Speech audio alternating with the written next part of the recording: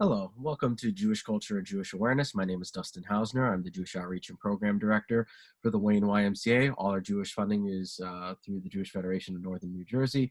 I do apologize for my voice. I'm getting over being sick myself, but that's one of the nice things about this channel is we're able to do it through Zoom and no computer viruses. Sorry, I had to do my one bad joke of the day. So I'm very happy with who we're speaking with today. Today we're going to be speaking about Sukkot, a really fun Jewish holiday. And we're speaking with someone who not only has been in one of our programs previously, but someone who I just genuinely like talking to, a good sense of humor, very wise. So I would like to introduce or reintroduce, for those who've seen the episode, Rabbi Mark. Rabbi Mark, it's so good to have you with us today. Thank you, Dustin. It's a pleasure to be here. Excellent. So let me start off with the obvious question. For those who aren't familiar, what is Sukkot? Sukkot is a week-long Jewish festival that takes its name from the word sukkah, which means a booth. So Sukkot are booths. And we observe the festival by building Sukkot, little booths outside, temporary structures, where in a typical year we would dwell during the week, and we most commonly demonstrate our dwelling there by eating in the sukkah, and in some climates people will also sleep in the sukkah. But Sukkot is called by the rabbis Zman Simchatenu, the time of our great joy. It's a fun and celebratory holiday, and so you're supposed to enjoy your time in the sukkah. So if it's cold, if it's raining, if you're not going to be having a good time, you're exempted from spending time dwelling there. You simply go in, recite your blessings, and go to somewhere warmer or drier. And interestingly, in a year like this, if one is nervous about being in the sukkah due to the pandemic and won't enjoy themselves, you're also exempt from being in the sukkah. People are always encouraged to build their own, and there are many Jews who buy and have their own sukkah that they can put up. And this is a perfect year for that, because there's no reason why you can't have a sukkah in your own yard and be able to take your meals there as you would any other Sukkot. The main difference is that you won't have the guests that you normally invite to your sukkah. So this is the perfect time if you don't like having huge clusters of people to come over to your sukkah and just relax. So let me ask you, because I've seen a couple over the years, I've been to a few myself. What are the requirements to actually having, I know you're saying it differently. I'm going to do it the way that sukkah was the way I was always taught to say it. So what are the requirements for actually doing it? To my knowledge, it's always been kind of just four sides, a ceiling, and certain material. But I've always found there's a bit of, depending on who I ask, different versions. So what are the requirements to have a proper sukkah? So you have to have a minimum of 2.5 walls. Okay. Doesn't have to be 4 complete walls, but it can be. And so a year like this, if you have the ability to have partial walls, that's a good thing, because it increases ventilation and allows fresh air in and out of the sukkah. Whereas if you've got 4 full walls and a roof on, it becomes like an indoor site outdoors. The roof is what makes a sukkah a sukkah. The roofing is called schach, one of those great words that I don't think I have enough phlegm to pronounce it correctly. So I'll let you just. But for schach to be kosher, it has to be something that grew from the ground and is no longer attached. So you can't use metal or plastic. You can't use hides or animal skins. And it has to be something that is supportive and something that will remain throughout the week of Sukkot, the week of Sukkot. And so the rabbis specifically point out that you couldn't use grass, which would tend to wither and die before a week's time. The most common material used is bamboo. Coming from the Midwest, it was very common for people to use corn stalks. So I see less of that around here. And you can also use pine boughs, again, for a nice fresh scent. Though you can't build it under a tree and use the stuff that's still there. It has to be things that are specifically placed upon the sukkah for the purpose of being the roofing for the sukkah. So how does a person, and I know you said people are expected to eat there or sleep there, and I believe prayer is usually done inside, or the idea of doing Torah study in there.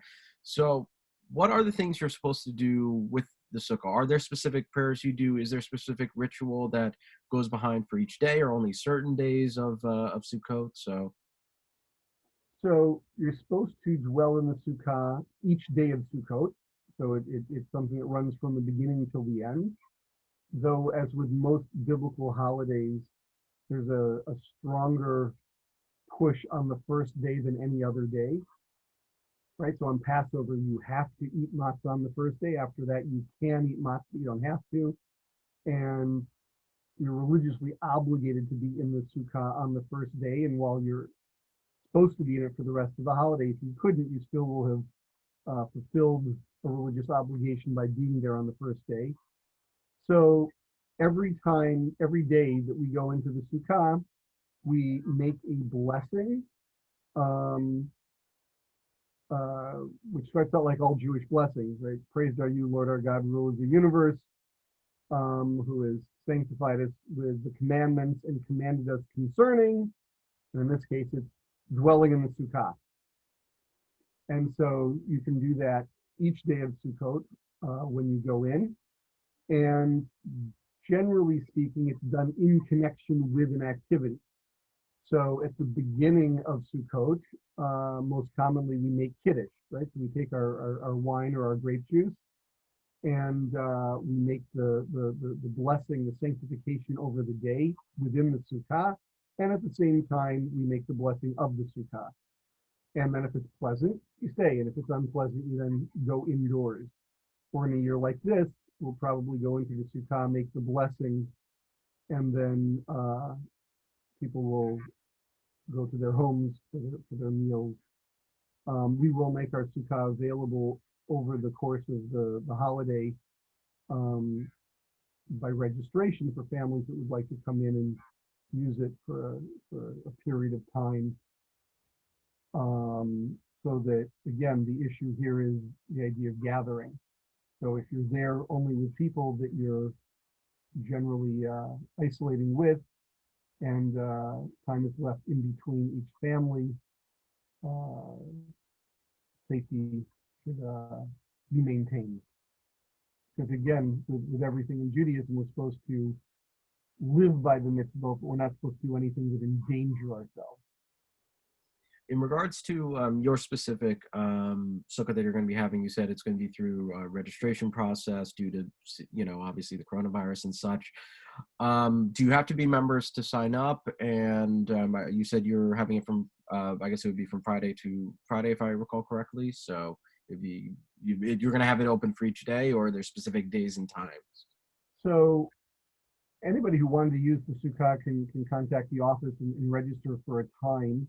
Obviously, first preference would be given to members to do that, but if there was somebody who wasn't a member and wanted to come be in the sukkah, there should be plenty of opportunity for that. And it's outside in the parking lot, so people can access it simply by walking in. We just want to make sure that everybody does so at their own time and not immediately after somebody else. And so the current registration protocol is simply for safety during COVID-19. For anyone who didn't understand the reference, we're very fortunate that the three great synagogues in Wayne are near us. And when we say near, I mean in the case of Shomrei Torah, which Rabbi Mark is the wonderful rabbi of, it's literally right next door to us. So, if I ever need a matzah or anything, I can just walk by and, social distancing, wait online for that, for Passover this year, just giving you a heads up. Bridge connecting our two properties. Exactly. So I do want to ask, because for many people, especially those who don't celebrate, Sukkot, but are familiar with it just because of a giant lemon and the three green things we keep shaking. Can you explain for those who are unfamiliar who have seen it but just don't understand the context, what are the four species and how are they used in the ritual of the holiday? So while much of Judaism is intellectual and cerebral, we do a lot with words and books, but we also have times when we connect to God and the world around us non-verbally. So on Rosh Hashanah, we heard the sound of the shofar, right? So it's a critical element that all you have to do is listen to the shofar and you've fulfilled the mitzvah. So too on Sukkot, just being within the sukkah, you fulfill the mitzvah. And the other part of it is the shaking of what's called the lulav and the etrog. The lulav is simply the largest of the plants that are used, so it gives its name to the whole thing. Lulav means palm, and it's a branch from a palm tree, and it is bound together with branches from a willow and a myrtle, or in Hebrew, aravot and hadassim. And when you take the lulav, the arava, the hadassim, the etrog, and you put them together, we call them the arba minim, the four species, and they're taken specifically from a verse in the Torah, in the book of Leviticus, where it tells us to bring these four things together as part of our celebration on Sukkot. And so the custom is to take them together, to offer a blessing, and then to shake them in every direction, forward, to the side, backwards, the other side, up and down, representing that God is everywhere. And it's a sort of a wordless prayer, a way of connecting with God and nature on this celebratory holiday. So let me ask, in regards to, because you did mention potentially having wine, is there any particular like food or anything that really goes association with this holiday, or is there any particular?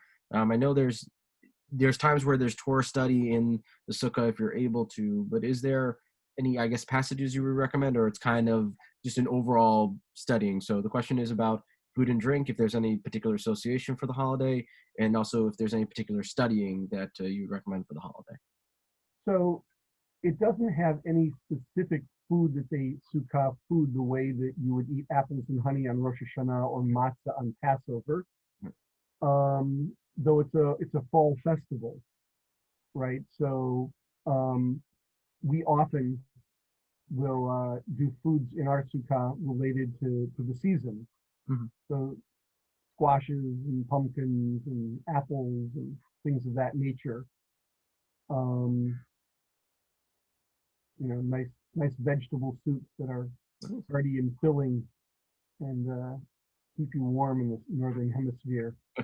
Sounds really good. We tend to be in our sukkah regardless of the weather because we enjoy it. But there's nothing specific that you have to eat. And in terms of studying, again, it's another way of dwelling, right? So the whole idea is that you're spending your time in the sukkah as opposed to in the house, weather permitting. And so studying is a very traditional way of spending time in the sukkah. In fact, that's what we'll be doing here at the synagogue. Whereas in a typical year, the focus is on meals.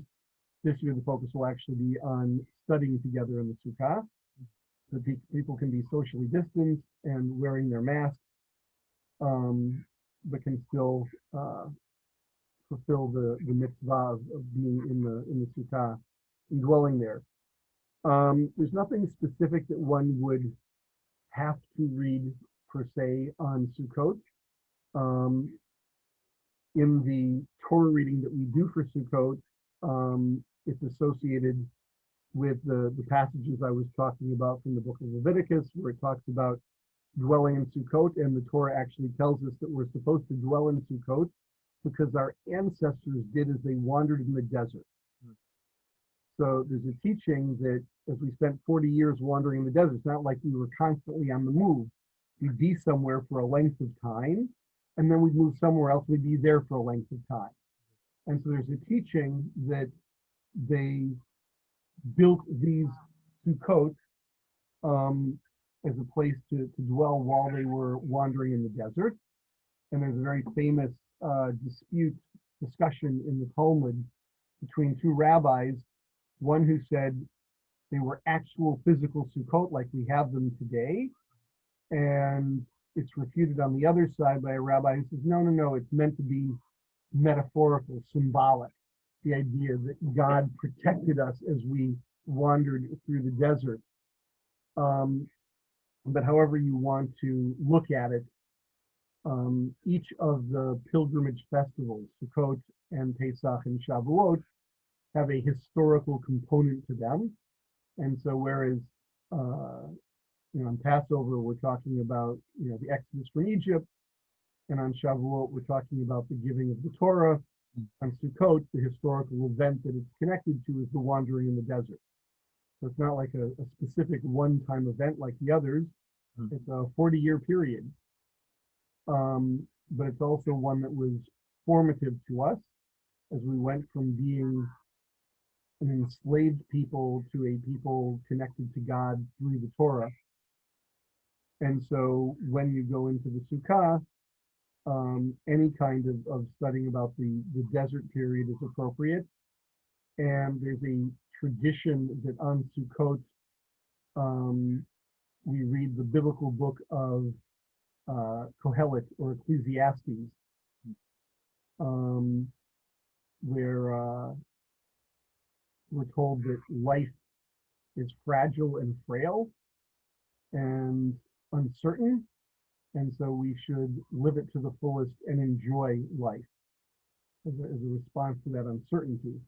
And so when you sit in the Sukkah and you're in this temporary structure, right, when the wind blows, everything moves, and you can look up and see the sunshine during the day or the stars at night. And if you're out there when it's raining, then the raindrops fall in. So again, it's supposed to remind us that everything is temporary, and that our protection comes from God, but not from the things that we build. Right? We tend to think of ourselves as being in secure places, right? We build buildings and they're solid, and you look around the world and you see, earthquakes and hurricanes and fires, and you realize that all of these things are not as permanent and as sturdy as we thought. And so regardless of how solid our structure is, it's important to remember that which we build is still temporary in nature. Well, I think that's a very powerful and beautiful sentiment, of course, for the holiday and life in general. Before we finish off, I just kind of want to throw it to you in regards to Sukkot or Sukkah or anything regarding the rituals, the traditions. Is there anything else that you think is good for anyone watching to know about it, or just anything you'd like to say? I'll simply share here what I share with my congregation all the time. Please. That for those people who come to the synagogue on Rosh Hashanah and Yom Kippur and then stop, you miss out on the best part. The Sukkot comes 4 days later, right? It's going to start this Friday night. And so we go from this sort of heavy and contemplative period into one that's really fun. And so I encourage people to enjoy their Judaism and to discover the joy and the fun in just being together and just doing things like shaking a lulav or being in the sukkah. And Judaism doesn't have to be a heavy experience. Well, Rabbi Mark, I want to thank you so much for not only educating those who are watching this about Sukkot and the Sukkah and the many other parts of the rituals, but just a very positive message in general about life, and of course, appreciating and celebrating your Judaism beyond just kind of the main constructs, I guess, of the religion itself, of going beyond that. So I want to thank you so much, Rabbi Mark, for joining us today. For those of you out there, I want to say stay safe, stay healthy, If you're sick, please remember to drink plenty of tea. And I just want to wish you a wonderful day and have a wonderful Sukkot for those who will be celebrating. Rabbi Mark, thank you so much.